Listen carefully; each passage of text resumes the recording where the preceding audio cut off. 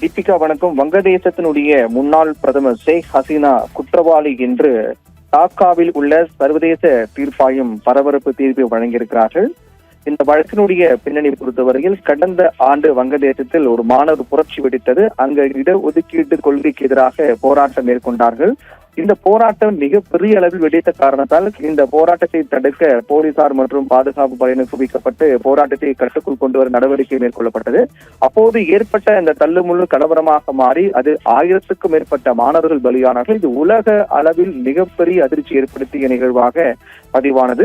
இந்த சம்பவத்தை அடுத்து நெருக்கடி அதிகரித்த காரணத்தால் ஷேக் ஹசீனா அப்போது வங்கதேசத்தை விட்டு வெளியேறினார். தற்போது இந்தியாவில் தஞ்சம் அடைந்திருக்கிறார். இந்நிலையில் அவருக்கு எதிராக அங்கிருக்கும் நீதிமன்றத்தில் பல்வேறு வழக்குகள் பதிவு செய்யப்பட்டது.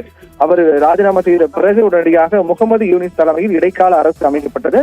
அதற்கு பிறகு வங்கதேசத்தினுடைய முன்னாள் பிரதமர் ஷேக் ஹசீனாவுக்கு எதிராக வங்கதேச நீதிமன்றத்தில் பல்வேறு வழக்குகள் தாக்கல் செய்யப்பட்டது. அதில் குறிப்பாக இனப்படுகொலை செய்தார், அதே போன்று ஊழல் உள்ளிட்ட பல வழக்குகள் பதிவு செய்து அவர் இட ஒதுக்கீடு கொள்கைக்கு எதிராக போராடுபவர்களை சுட்டு வீழ்த்த உத்தரவிட்டார் என்றும், அதிலும் குறிப்பாக தாங்கர்பூரில் போராட்டக்காரர்களை மொத்தமாக கொலை செய்ய அவர் உத்தரவிட்டார் என்றெல்லாம் அப்போது அவர் மீது குற்றச்சாட்டு என்பது முன்வைக்கப்பட்டது.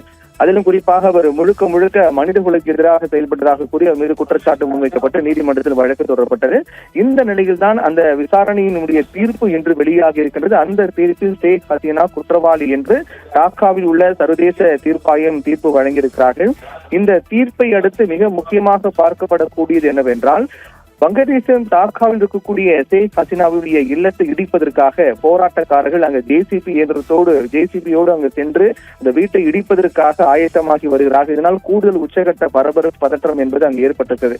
இது ஏற்கனவே இது போன்ற ஒரு நிகழ்வு என்பது நடைபெற்றது. அதிலும் குறிப்பாக கடந்த பிப்ரவரி மாதத்தில் ஷேக் ஹசீனாவை பொறுத்தவரையில் அவர் ஒரு இணையதளம் மூலமாக பேசுவதற்காக பல்வேறு நடவடிக்கை மேற்கொண்டார்.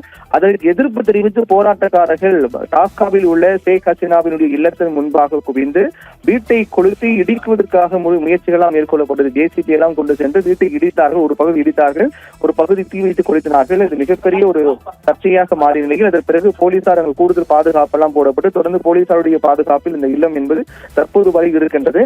இந்த நிலையில் தான் வங்கதேச முன்னாள் பிரதமர் ஷேக் ஹசீனாவுக்கு எதிராக டாக்காவில் உள்ள சர்வதேச தீர்ப்பாயம் ஒரு பரபரப்பு தீர்ப்பு வழங்கியிருக்கிறார்கள். ஒரு குற்றவாளி என்று தீர்ப்பு வழங்கப்பட்டிருக்கிறது.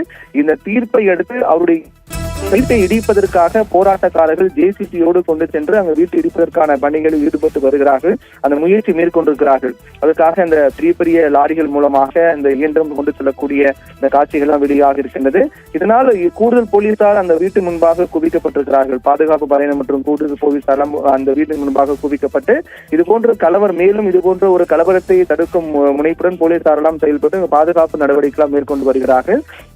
ஏற்கனவே ஒரு முறை கடந்த பிப்ரவரி மாதம் இதே போன்ற நிகழ்வு நடைபெற்ற காரணத்தால் மீண்டும் இது போன்ற ஒரு நிகழ்வு நடக்கக்கூடாது என்பதற்காக இந்த போலீசாரெல்லாம் குவிக்கப்பட்டிருக்கிறார்கள். மறுபுறம் இந்த தீர்ப்பை அடுத்து ஷேக் ஹசீனாவின் தரப்பு பரபரப்பு குற்றச்சாட்டை முன்வைத்திருக்கிறார்கள். ஒருதலைபட்சமாக கட்ட பஞ்சாயத்து போன்று நீதிமன்ற தீர்ப்பு வழங்கியிருக்கிறது.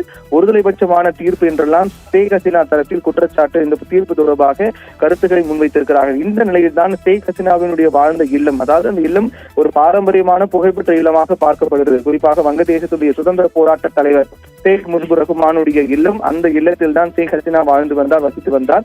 அந்த இல்லம் பொறுத்தவரையில் வங்கதேசத்தினுடைய ஒரு வரலாற்று இல்லமாக கூட வரலாற்று முக்கியத்துவம் வாய்ந்த ஒரு வீடாக பார்க்கப்படுகிறது.